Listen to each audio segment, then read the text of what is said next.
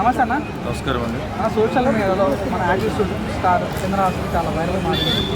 నిన్న జర్నలిస్ట్ పైన మాట్లాడడం చూసాము. సో ఎలాంటి అవివేకం అనిపించింది.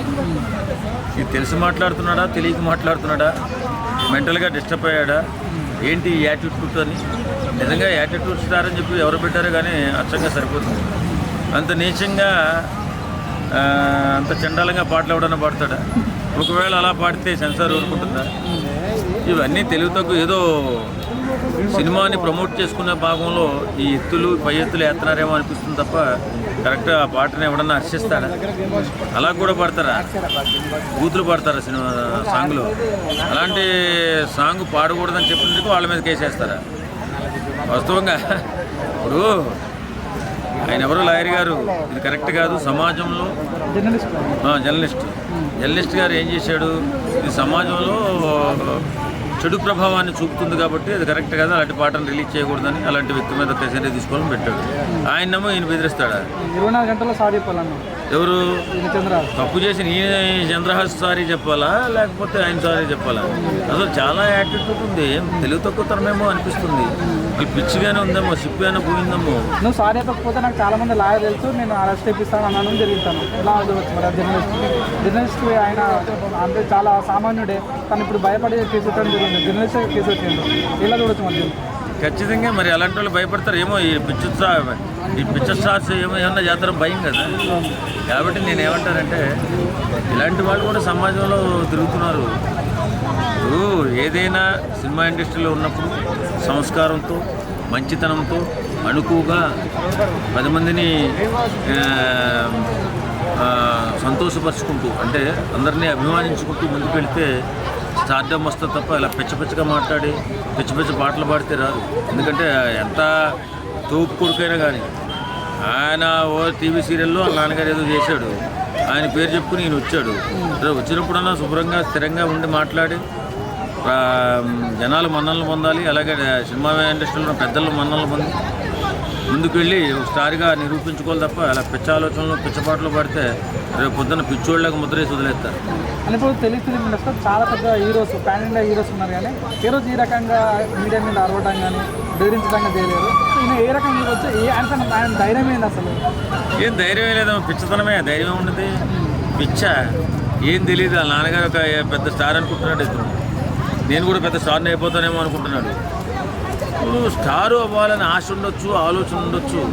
ఎదుటి వాళ్ళని మెప్పించుకుని ప్రేక్షకులను ఒప్పించుకుని స్టార్ అవ్వాలి. అంతే తప్ప ఇష్టానుసారంగా నేను చూసిన పాటలు పడతా బూతులు తిడతా అంటే ఎవడు అంగీకరిస్తాడు? కాబట్టి ఇప్పటికైనా సారీ చెప్పి ఖచ్చితంగా ముందుకెళ్ళి ఏదైనా మంచిగా అనుకువగా సినిమాలు చేసుకుని మంచిగా బ్రతికితే బాగుంటుంది. లేకపోతే నేను యాటిట్యూడ్ చూపిస్తారంటే ఇలా యాటిట్యూడ్ చూపించిన చాలామంది కాలగర్భంలో కలిసిపోయారు. ఈయన ఇంకొక యాటిట్యూడ్ స్టార్ అవుతాడు. మీరు ఆ పాట మీరు విన్నప్పుడు ఏమనిపిస్తుంది? పిచ్చోడా అనిపించింది. పిచ్చిగా మాట్లాడుతాడు,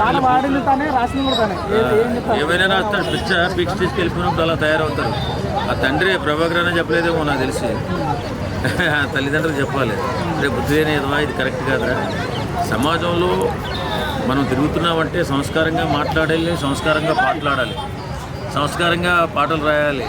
అదే ఇలాంటి పాటలు రాస్తే తంతారా అని చెప్పి చెప్పాలి. చెప్పకపోతే మరి చెప్తే ఈడు కూడా వింటున్నాడే లేదో, మనిషిగా చూస్తే అదో రకంగా అదో టైప్గా పిచ్చిగా ఉన్నాడు.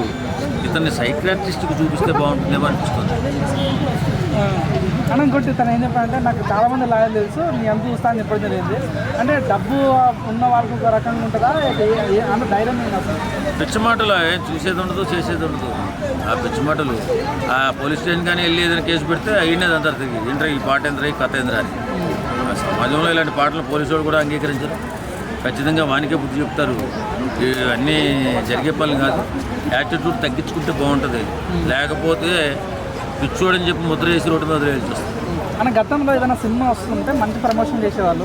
ఇప్పుడు సినిమా వస్తుందంటే ఈ రకంగా పాటలు వాడి ఏదో కాంట్రవర్సీ చేయటాలు, ఏ రకంగా చూడొచ్చు ఈ ప్రమోషన్స్?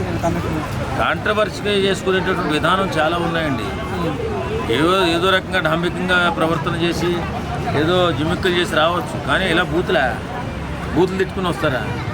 ఎంతవరకు కరెక్ట్? ఇది కరెక్ట్ కాదు. ఏదైనా సమాజానికి ఉపయోగపడేలా ఉండాలి, మాట్లాడినా పాటుపడినా. ఇలాంటిది ఏమి లేకుండా ఇలా చూస్తున్నాడు కాబట్టి ఇతను మరి ఫ్యూచర్లో ఆయన పరిస్థితి ఎలా ఉంటుందో చెప్పలేదు. మనకు ప్రీ రిలీజ్ ఈవెంట్లో పోస్టర్లో ఒక కిస్ సీన్ ఉంటుంది. సో దాన్ని అంటే పబ్లిసిటీ కావాలని రియల్గానే జర్నలిస్ట్ కూడా కిస్ పెట్టడం ఏ రకంగా చూడొచ్చు. ఇంకో మాట అన్నాడు, మా డాడీ లేకపోతే నీకు పెద్ద స్టార్ అయ్యేవాడిని అని అన్నాడు. సో మీరు ఎలా చూడొచ్చు మాటలు? ఒకవేళ పెద్ద స్టార్ అవుతాడేమో నాకు తెలిసి, పెద్ద స్టార్ అవడు. ఎందుకంటే పెద్దల దీవెనలు కావాలి, పెద్దల ఆశీస్సులు కావాలి, పెద్దల మన్ననలు కావాలి. అలాంటప్పుడే సినిమా ఇండస్ట్రీలో పైకి రాగలుగుతారు ఎవరైనా. ఇలా పిచ్చి పిచ్చిగా మాట్లాడితే దగ్గర కూడా రానురు, తర్వాత ఇబ్బంది పడేది ఆ బాబాయ్. ఇప్పుడు బరాబర్ ప్రేమిస్తాన సినిమా పేరు, దాని పేరు అది February 6 రిలీజ్ కాబోతుంది. సో మీరు వెళ్తారా ఈ సినిమాకి? నేను సినిమాలు చూడడం తక్కువ. సినిమావాడినైనా కాంట్రవర్సీ అయిన తర్వాత ప్రజలు వెళ్ళే ఛాన్స్ ఉందా? అదే ఉండదండి.